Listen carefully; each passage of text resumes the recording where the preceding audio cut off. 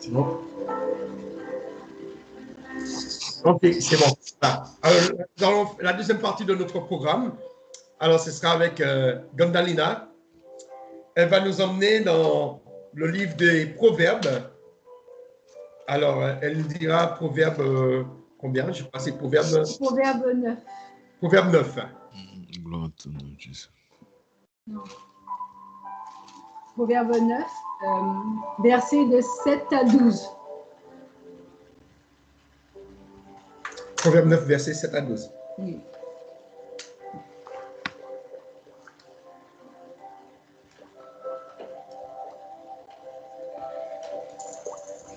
C'est bon? Je prends.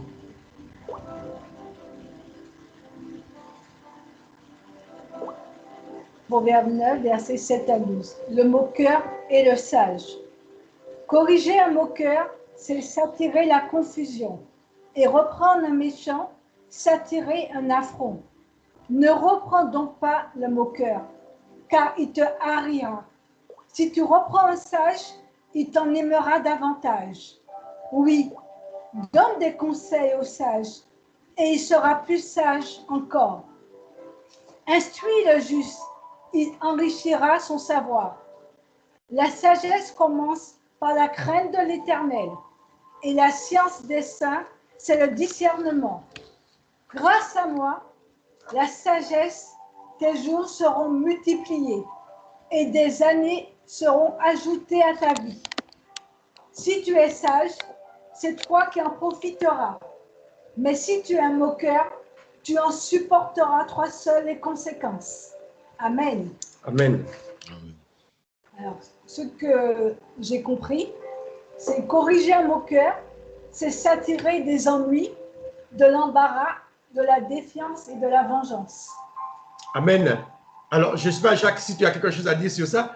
Corriger un moqueur, c'est s'attirer des ennuis. Et lorsqu'il parle de moqueur là, c'est-à-dire celui qui est insensé. Parce qu'on pourrait se dire, mais la parole de Dieu, elle est là pour nous corriger.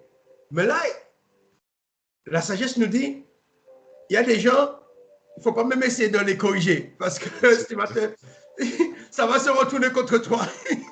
Là, je suis entièrement d'accord, parce qu'effectivement, il y a de ceux qui n'acceptent pas, hein, qui n'acceptent pas les réprimandes et qui croient toujours qu'ils ont toujours raison, quoi. Donc, ils vont riposter. Hein. Je veux dire, ce que tu cherches, ce n'est pas ce que tu vas récolter, parce que toi, tu cherches à lui faire du bien, mais lui, il ne va pas te rendre du bien. Tout à fait. Moi, je suis entièrement d'accord. Et Hector, je ne sais pas si tu as quelque chose à dire dessus. Ton micro? En gros, c'est... Oui, là, je l'ai ouvert, parce que là, il y a un peu de bruit. Et du coup, en gros, c'est comme lorsqu'on est dans... La nuit tombe, il arrive et on allume une ampoule et les insectes ils viennent. Et du coup, ça attire. Mais par contre, c'est se faire connaître. Parce qu'on aimerait que tout le monde soit et trouve la lumière. On veut donner la lumière de Christ. Mais en le faisant, il faut se dire qu'il y a un retour. Il y a toujours un retour parce que, voilà, ça veut dire pas, on ne crée pas des ennemis, mais on peut nous prendre pour, on se prendre pour un malade, en fait. Et du coup, bon, parfois, ça tombe mal. Voilà. Et tandis que c'est un sage, quelqu'un qui cherche Dieu, avec la parole, ça crée un éveil, ça réveille la personne. Et c'est pourquoi la parole de Dieu, Dieu le dit, ici, c'est tout. Ça veut dire que cette personne va va chercher Dieu, mais encore plus. C'est ça la différence. Voilà, moi je vois comme ça. Le moqueur, ça peut être considéré comme ça peut être considéré comme l'orgueilleux. Tu vas lui parler, mais il va pas accepter. Voilà. Qui veut dire que lorsque nous reprenons quelqu'un, nous devons faire attention que la situation ne s'aggrave pas. C'est ça. Voilà. Parce que le moqueur a toujours raison. Hein. Toujours raison dans ce qu'il fait. Il est persuadé. Et Jésus dit, il dit que il ne faut pas donner des perles au pourceau. Mm. C'est-à-dire qu'il dit que quand tu donneras une perle au pourceau, qu'est-ce qu'il va faire? Il va le fouler au pied, parce qu'il ne va pas avoir la valeur. Et la sagesse, c'est ça, c'est une perle. La parole de Dieu, c'est une perle. Et cette personne va la fouler au pied. Alors, il vaut mieux ne pas donner à cette personne cette parole, de crainte que cette personne pêche contre Dieu. Ouais. Amen. Amen. Alors, Lynn va continuer sur le deuxième point qu'elle voulait. Et reprendre un méchant, c'est de provoquer du mépris, de la honte, de la haine et de la vengeance. Apprenons de la sagesse pour instruire, donner du savoir, de la connaissance, de l'intelligence, pour augmenter nos jours, protéger nos années, pour ne pas creuser notre propre tombe. Amen. Alors, ne pas causer une propre tombe, ça retombe, c'est-à-dire que en voulant faire du bien à quelqu'un, en le reprenant, ça peut aller jusqu'à ce qu'on puisse te tuer. Ça peut aller jusqu'à ce qu'on puisse te tuer parce que la personne a été vexée. Parce qu'il y a l'orgueil, mais le moqueur aussi, c'est celui qui est susceptible. Très. Très. Et à ce moment-là, on peut comprendre que lorsque ce qui est adressé là, il s'adresse là, Salomon s'adresse au peuple d'Israël, mais cette parole s'adresse à nous aussi les chrétiens. Amen. Parce que nous aussi, nous sommes susceptibles. Nous avons des convictions. Et il ne faut pas qu'on nous contredise. On a toujours raison. Nous avons aussi des convictions, qui veut dire qu'on peut être dans le camp du moqueur, dans le camp de l'insensé, de l'ignorant. C'est-à-dire, parce qu'il est dit, la bêtise, c'est-à-dire que lorsqu'on est ignorant, ben, on est comme ce moqueur. On pense qu'on connaît déjà tout, et on n'accepte pas une des nouvelles, on n'accepte pas ces choses. Alléluia. Alors que si tu avais d'autres à dire. C'est tout, hein, après, c'est plus fort, chérie. Verset 9, 13 à 18. Toujours le verset 9, de 13 à 18. Chapitre 9. Non, ouais. Proverbe 9, verset 13 à 18. Dame folie est bien bruyante.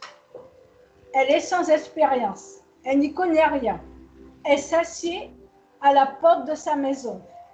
Elle place son siège au point les plus élevés de la ville pour interpeller les passants qui vont droit leur chemin. Approchez donc, vous qui n'avez pas d'expérience, à ceux qui manquent de bon sens. Elle déclare, les eaux dérobées sont plus douces et le pain mangé en secret est savoureux.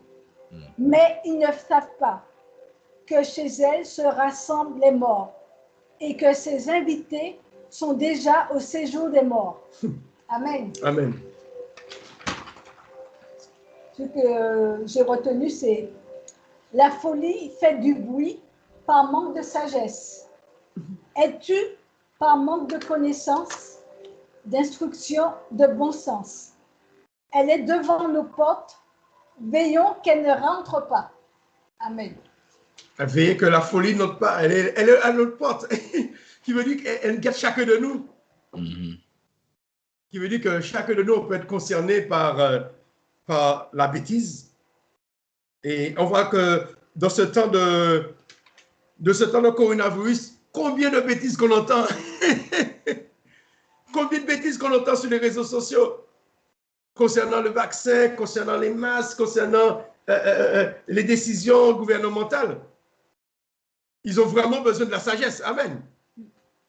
Et quand le gouvernement prend une décision sage et que nous voulons contredire cette décision sage, qui veut dire nous entrons dans la folie. Lorsque le gouvernement décide pour protéger le peuple, soit de confiner, soit de confiner en partie, ou de dire qu'il faut faire les gestes barrières. Et que nous décidons de faire le contraire. On décide, non, on sort sans masque, on va dans les transports bondés sans masque. Après, nous sommes étonnés que les choses ne se font pas, c'est-à-dire que le virus on n'arrive pas à le vaincre parce que nous sommes fous. On est dans la folie. Le monde est fou. Le monde est fou. Il y a Sandrine qui nous rejoint là. Alléluia. Alors, je crois que le temps de la sagesse, ce n'est pas seulement au temps de Salomon, mais c'est aussi pour un notre temps aujourd'hui. C'est surtout maintenant, surtout dans ce temps où nous vivons là. On a besoin de sagesse. Comment gérer les choses, comment faire. Ah, ça c'est vrai ça. Et ne pas tomber dans la bêtise. Voilà. Ne pas tomber dans la bêtise. La bêtise, il y a des gens qui ont fait des études. Les scientifiques, c'est leur métier, ils étudient. Mais nous ne sommes pas scientifiques. On n'est pas à écouter des prophètes, on est d'écouter les scientifiques. On n'est pas prudent, surtout. Et Dieu nous fait grâce, parce que je me dis, mais comment les mecs, ils arrivent à connaître le virus, à voir la différence entre ce virus et l'autre, comment il a muté. Mais bénissons, mais c'est de la sagesse, ça. C'est l'intelligence. Ah ouais, c'est l'intelligence. C'est l'intelligence. Et nous voulons aller à l'encontre de tout ça. Ça veut dire que nous entrons dans la folie. Alors, nous allons prier pour que Dieu vraiment donne à son peuple de la sagesse. Alléluia. Alors, Hector, je ne sais pas si tu n'as pas beaucoup de bruit autour de toi. Je te demande de prier pour ça, si tu n'as pas beaucoup de bruit.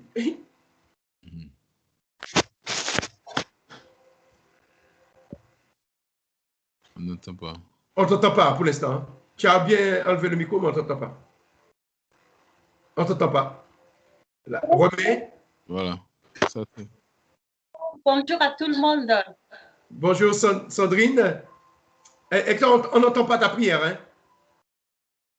Hein? Ah, ok. Ah, je sais pourquoi. On n'entend pas, Hector.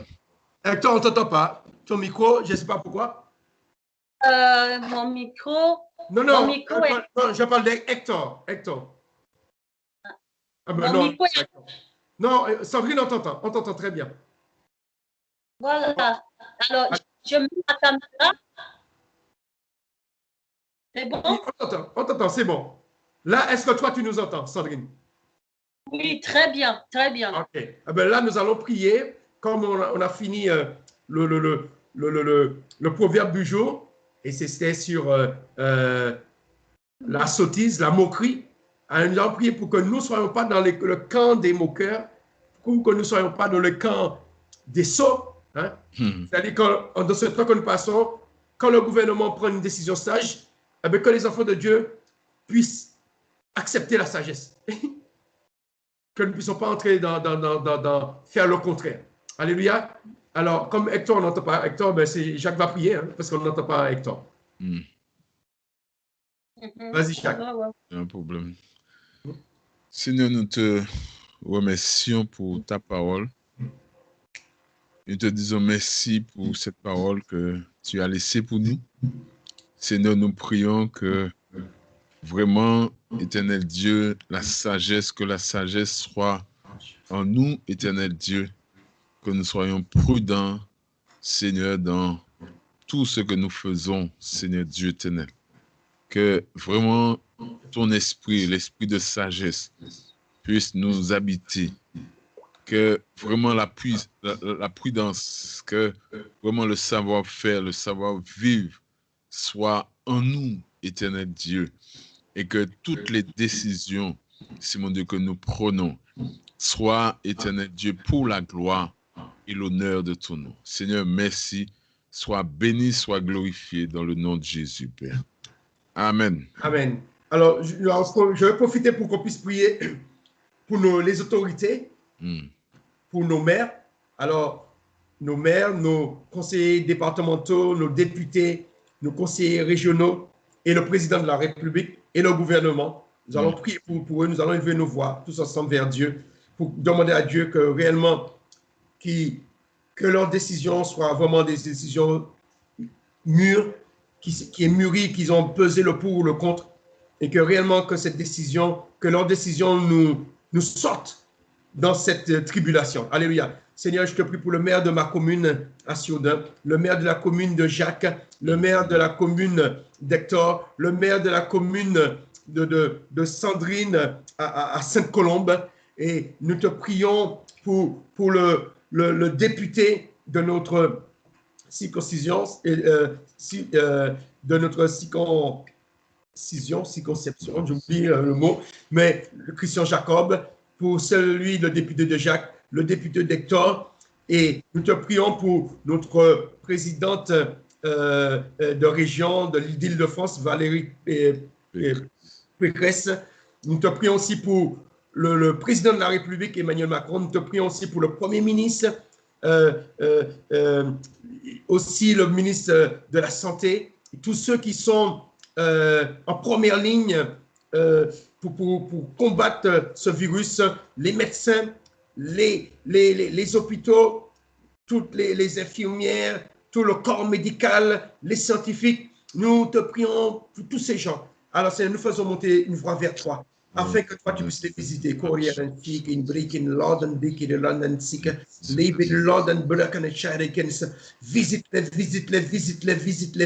Visite-les. Et que réellement, Seigneur, même si les décisions sont difficiles à prendre, que Seigneur, ils tiennent bon. Ils tiennent bon, qu'ils ne se laissent pas détourner ni à gauche, ni à droite. Qu'ils suivent la bonne ligne, Seigneur. Alléluia. Que nos dirigeants prennent la bonne ligne, les bonnes stratégies, afin que, Seigneur, que le plus rapidement possible, que nous puissions sortir de cette épidémie.